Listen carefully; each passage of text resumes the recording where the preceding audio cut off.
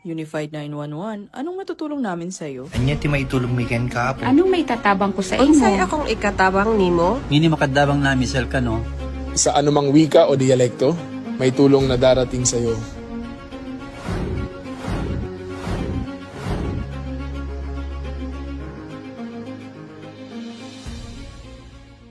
Lilingkod sa bawat Pilipino at magbibigay ng tamang impormasyon para sa tahimik at maayos na Pilipinas. Police News Network, alagad ng batas, tagapagtaguyod ng balitang pulis, sandigan ng mamamayan, patnubay ng katotohanan. La Campo Crame, maghahatid ng pinakahuling kaganapan at nagbabagang balita. Ito ang PNN Police News Network. At ngayon, ang inyong mga tagapagbalita. Magandang araw, Bagong Pilipinas. Ako ang inyong alagad ng batas, tagataguyod ng Balitang Pulis. Patrolwoman Evelyn Lumabi mula sa Regional Mobile Force Battalion ng NCRPO. Maghahatid ng tamang balita, kwento ng pulis at serbisyo para sa mamamayan. At ito ang PNP News Online. Ang pangunahing balita ng Police News Network, alagad ng batas, tagataguyod ng Balitang Pulis.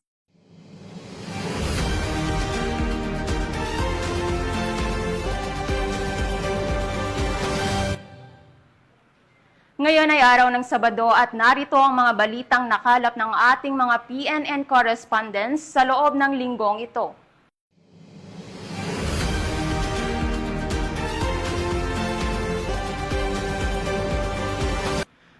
Anyos na lalaki arestado sa isinagawang joint buy-bus operation ng Zindangan Municipal Police Station at 1st Zamboanga del Norte PMFC Intelligence ng Philippine Army.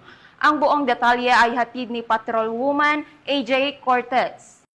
Arestado ang isang 40 anyos na karpintero sa isinagawang joint drug buy-bust operation ng mga tauhan ng Zindangan Municipal Police Station sa pangunguna ni Police Lieutenant Colonel Jose F. Rivero III, katuwang ang 1st Zamboanga del Norte PMFC at intel personnel ng 97th IB Philippine Army nito lamang ika-28 ng Setyembre taong kasalukuyan, bandang alas 3 ng hapon sa Barangay Goleo, Zindangan, Zamboanga del Norte. Kinilala ang sospek na si alias Hampak, residente ng Barangay Mara, Zindangan. Sa operasyon, na-recover mula sa sospek ang 2 heat-sealed transparent plastic sachet na naglalaman ng hinihinalang shabu na tumitimbang ng humigit kumulang 4 na gramo at tinatay nagkakahalaga ng 27,200 pesos. Nakuha rin ang isang 1,000 piso bill na ginamit bilang mark money, isang transparent na plastic cellophane na nagsilbing lalagyan at isang bagong kaha ng sigarilyo na kulay pula na ginamit na container. Ang mga nakumpiskang ebidensya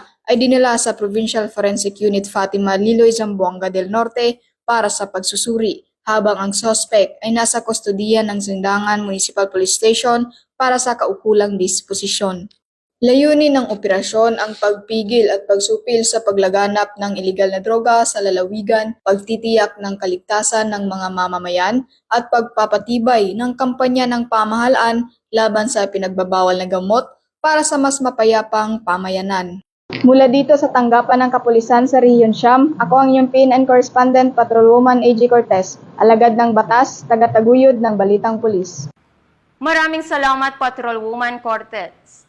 Serbisyo publiko ang hatid ng serbisyo caravan ng 1002nd Maneuver Company sa mga residente ng Sinakaban, Misamis Occidental. Ang magandang balitang ito ay hatid ni Patrolwoman Riza Sahonia. Isang kilusan ng malasakit, isang paglalakbay ng pagbabago.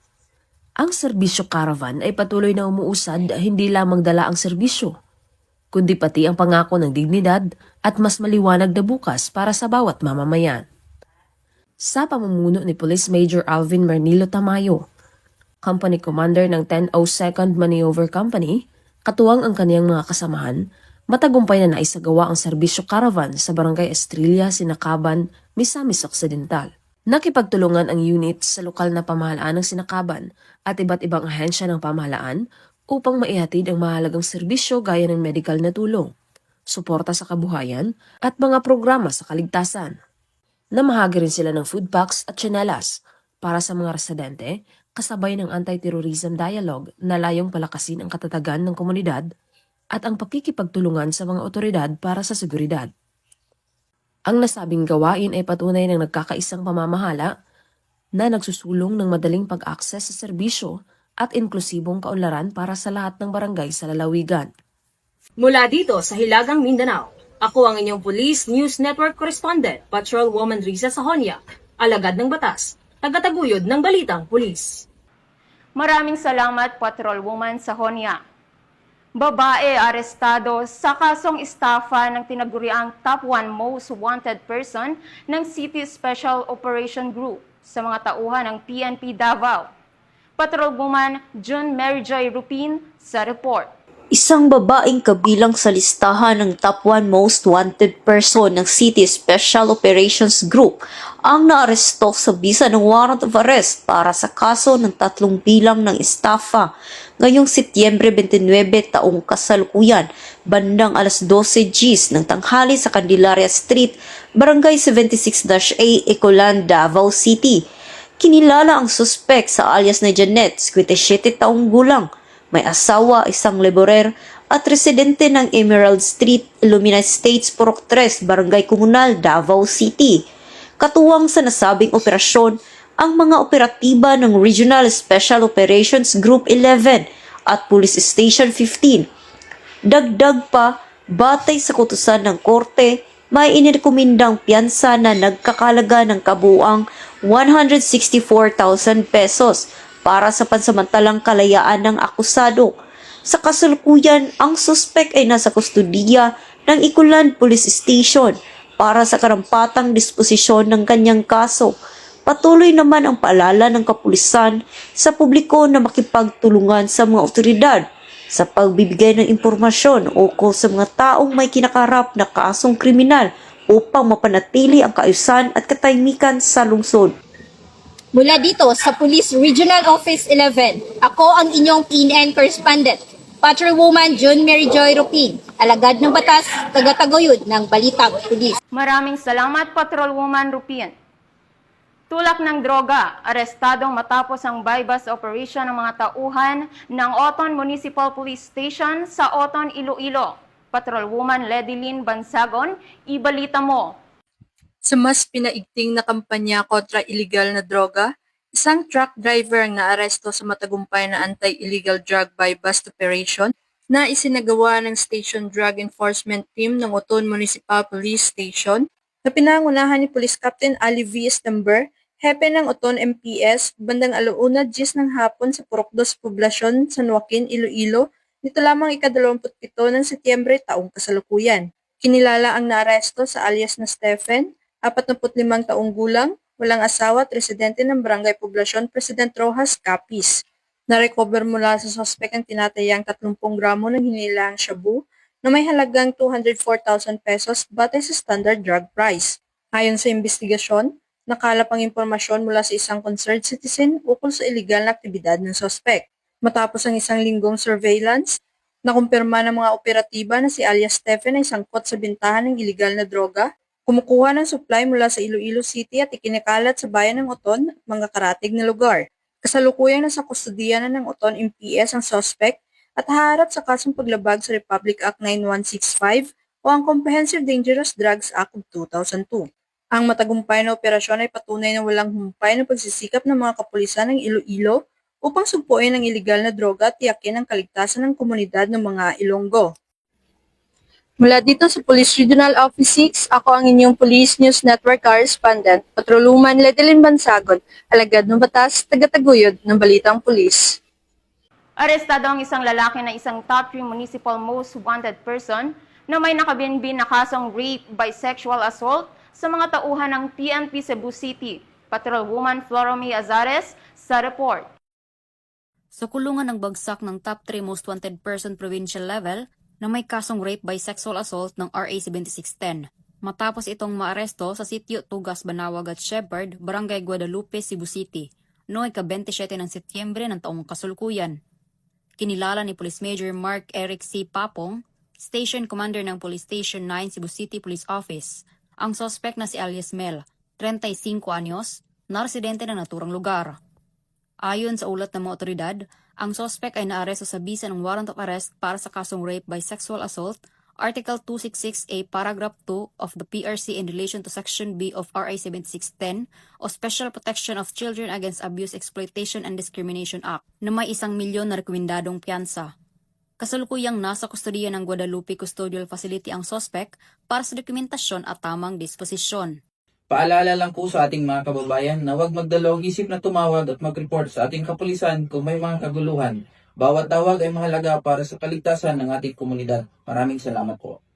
Mula dito sa Cebu City, ako ang inyong Police News Network Correspondent, Patrolwoman Flora May Azares, alagad ng batas, tagataguyod ng Balitang Pulis. Maraming salamat Patrolwoman Azares. Sa patuloy na kampanya kontra illegal na droga ng PNP, naglunsad ng Anti-Illegal Drug Awareness ang mga tauhan ng Regional Police Community Affairs and Development Unit 2 sa mga estudyante ng Reyna Mercedes Vocational and Industrial School Isabela. Ang buong detalye, hatid ni Patrolwoman Wendy Singson. Bilang bahagi ng pinaigting na kampanya laban sa iligal na droga, matagumpay na isinagawa ang 2 araw na Youth Summit 2025 na may temang Strengthening Youth Advocacy Towards Drug-Free School and Community. Nito lamang ika-24 hanggang ika-25 ng Setyembre ngayong taon sa Reyna Mercedes Vocational and Industrial School, Barangay Talungan, Reyna Mercedes, Isabela. Pinangunahan ito ng Reyna Mercedes Police Station sa pamumuno ni Police Major Charles B. Carino, Chief of Police, at Regional Police Community Affairs and Development Unit 2 sa pamumuno ni Police Captain Ruby Ann J. Versida, OICRP Kadutu, katuwang ang pamunuan ng RMVs sa pangunguna ni Mrs. May Rani Christine A. Sipagan, School Principal 2. Umabot naman sa 1,200 na mag-aaral mula junior at senior high school ang nakibahagi sa nasabing programa. Tinalakay ni Police Captain Jefferson M. Dalayak, Deputy Chief of Police ng Reyna Mercedes Police Station, ang issue ng gangs and youth violence kung saan binigyan diin ang kahalagahan ng mentorship, community support at personal development upang maiwasan ang kabataan sa gang-related activities. Samantala, tinalakay naman ni Patrolwoman Jerilyn Colico, Action PNCO ng RP Kadutu, ang patungkol sa Republic Act 11930 para sa mga mag-aaral mula grade 9 at grade 10 at Republic Act 9165 para sa mga mag-aaral mula grade 11 at grade 12 ng nasabing paaralan. Mahalaga po ito sa ating mga kabataan, sa ating mga youth dahil alam naman po natin na napakaraming involved na ngayon sa mga violence natin nakikita natin sa mga news, no? Kaya mahalaga po ito yung ating activity na ginagawa sa mga school para sa ganon ma-educate po yung ating mga kabataan, lalong-lalo na itong mga estudyante po. Samantala, patuloy ang PNP Isabela sa pakikipag-ugnayan sa mga paaralan upang mapalawak ang advokasya laban sa iligal na droga. Mula dito sa lalawigan ng Isabela, ako ang inyong Police News Network Correspondent, Patrolwoman Wendy Singson, alagad ng batas, tagataguyod ng Balitang Pulis. Maraming salamat Patrolwoman Singson. Walang kawala ang 2 lalaki matapos mahuli sa bypass operation at nasabat ang droga at baril sa isinagawang bypass operation ng PNP Batangas. Ang balitang ito ay hatid ni Patrolwoman Mary May Sarturio. Hindi na nakapalagpa ang 2 suspect matapos ang isinagawang buy-bust operation ng mga tauhan ng Santo Tomas Component City Police Station. Kinilala ang mga suspect na sina alias Louie at alias Red, kapwa mga residente ng Puro 4, Barangay San Cristobal, Calamba City, Laguna. Nakumpiska mula sa mga suspect ang 6 na heat-sealed transparent plastic sachet na naglalaman ng hinihinalang shabu na may bigat na 1.4 gramo, isang caliber 9mm pistol, 2 magazines, 9 na live ammunition, isang 1,000 peso bill bilang buy-bust money, 3 cellphone at isang motorsiklo. Kasalukuyang nasa custody ng Santo Tomas Component City Police Station ang mga arestadong akusado para sa dokumentasyon at tamang disposisyon. Ang kanilang pagkakaaresto ay patunay ng dedikasyon ng ating mga kapulisan sa pagpapanatili ng kapayapaan at seguridad sa komunidad. Mula rito sa Calabarzon, ako ang Police News Network Correspondent, Patrolwoman Mary May Sartorio. Alagad na batas, tagataguyod ng balitang pulis. Maraming salamat, Patrolwoman Sartorio. Ilang personnel mula sa Police Regional Office 1 kinilala ang kagalingan at kahusayan sa ginanap na 59th year anniversary celebration ng NAPOLCOM Regional Office 1. Ang buong detalye ay mula kay Police Staff Sergeant John Del Supremo.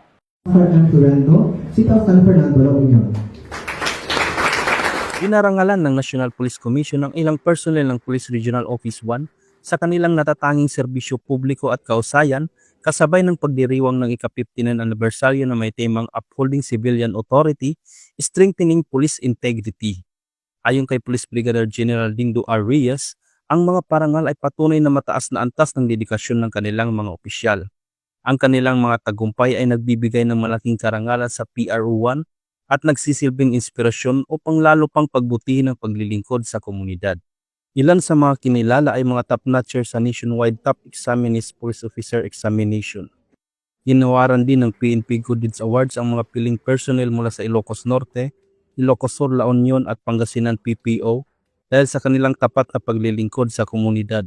Bukod dito, kinilala rin ang Best Community and Service-Oriented Policing Implementers mula sa Ilocos Norte 2nd PMFC, Pangasinan 2nd PMFC at Bayambang Municipal Police Station. Nagkamit din ng special award sina Police Lieutenant Colonel Tristan Oliver Binara, Police Lieutenant Colonel Rogelio B. Mieres at Police Major Arnolfo E. Praga Jr. Samantala, ginawaran ng Certificate of Commendation si Police Brigadier General Reyes bilang pagkilala sa matagumpay na operasyon laban sa kriminalidad, partikular na sa laban sa ilegal na droga. Sa pagtatapos, ang mga natamong parangal ay nagpapatunay na ang dedikadong paglilingkod ay susi sa mas ligtas at mas maunlad na lipunan para sa bawat mamamayan. Mula dito sa Ilocos Region, ako ang inyong PNN Correspondent, Police Staff Sergeant John Del Supremo, alagad ng batas, tagataguyod ng balitang pulis. Maraming salamat, Police Staff Sergeant Supremo. Sa paghahain ng warrant of arrest ng San Manuel PNP, arestado ang isang top 9 provincial most wanted person na may kasong rape sa bayan ng San Manuel, Isabela.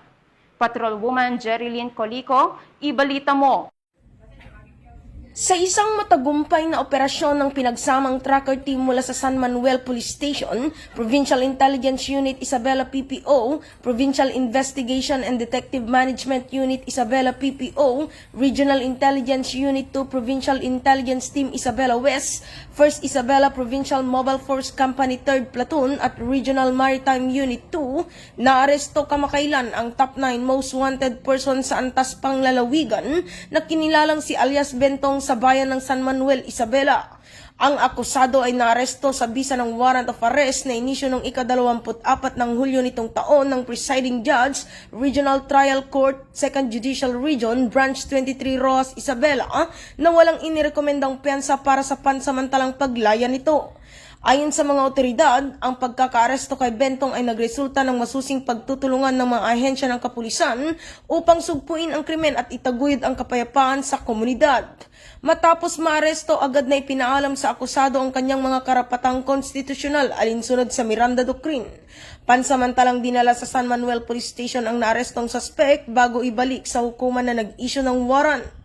Ang matagumpay na operasyong ito ay patunay na patuloy ang pagsisikap ng PNP Isabela sa ilalim ng pamumuno ni Provincial Director Police Colonel Lee Allen V. Bauding na bigyan ng hustisya ang mga biktima ng krimen, lalo na ng panggagahasa at panatilihin ang kaayusan sa lipunan.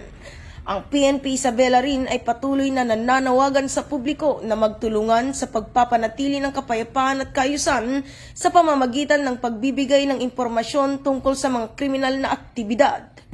Mula dito sa lalawigan ng Isabela, ako ang inyong Police News Network Correspondent, Patrolwoman Jerilyn Colico, alagad ng batas, tagataguyod ng balitang pulis.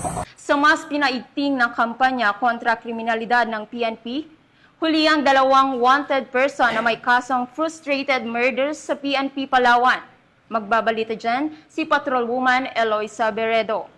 Naaresto ng pinagsanib na person ng Criminal Investigation and Detection Group Palawan Provincial Field Unit at Puerto Princesa City Police Office Criminal Investigation Unit ang dalawang most wanted person na sangkot sa kasong frustrated murder sa isinagawang operasyon nito lamang 29 ng Setyembre taong kasalukuyan sa Barangay Tinigiban, Puerto Princesa City. Kinilalang sospek na si alias Nur, 29 anyos, may asawa, isang technician at residente ng Purok Pastoda, Barangay Santa Lourdes, Puerto Princesa City. Siya ay nakalista bilang most wanted person city level number 2 at si alias Kian, 34 anyos, binata, self-employed at residente ng Barangay Santa Monica, Puerto Princesa City. Siya naman ay nakalista bilang most wanted person city level number 5. Ang pag-aresto ay isinagawa sa bisa na warrant of arrest para sa kasong frustrated murder sa ilalim ng Article 248 kaugnay ng Article 6 ng Revised Penal Code na inilabas ni Honorable Jose Bayani Usman, Presiding Judge ng Regional Trial Court Branch 50, Puerto Princesa City noong ika-24 ng Setyembre taong kasalukuyan. May nakalaang piyansang 100,000 pesos para sa kaso. Ayon sa ulat, tiniyak ng mga operatiba na wasto at malinaw na ipinaalam sa akusado ang kanilang mga karapatan. Sa kasalukuyan, sila ay nasa kustodiya ng Criminal Investigation and Detection Group Palawan Provincial Field Unit para sa kaukulang dokumentasyon at tamang disposisyon.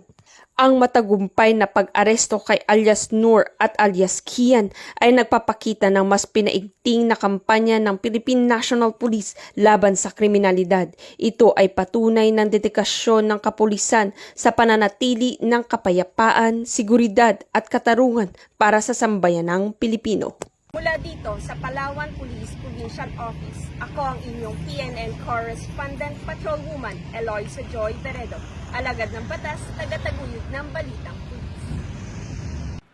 Maraming salamat, Patrolwoman Beredo. At yan ang mga balitang nakalap ng ating mga PNN correspondents mula Luzon, Visayas at Mindanao sa loob ng linggong ito. Sa ngalan ng pamunuan ng Philippine National Police sa pangunguna ni Acting Chief PNP Police Lieutenant General Jose Melencio Nartates Jr. at sa pamumuno ni President Ferdinand Marcos Jr., kami ay maglilingkod sa bawat Pilipino at magbibigay ng tama at balanseng balita dahil dito sa bagong Pilipinas, ang gusto ng pulis, ligtas ka. Mula rito sa tanggapan ng tagapag-ugnay ng Pambansang Pulisya, ako ang inyong alagad ng batas, tagataguyod ng Balitang Pulis. Patrolwoman Evelyn Lumabi mula sa Regional Mobile Force Battalion ng NCRPO. Maghahatid ng tamang balita, kwento ng pulis at serbisyo para sa mamamayan. At ito ang PNP News Online, ang pangunahing balita ng Police News Network.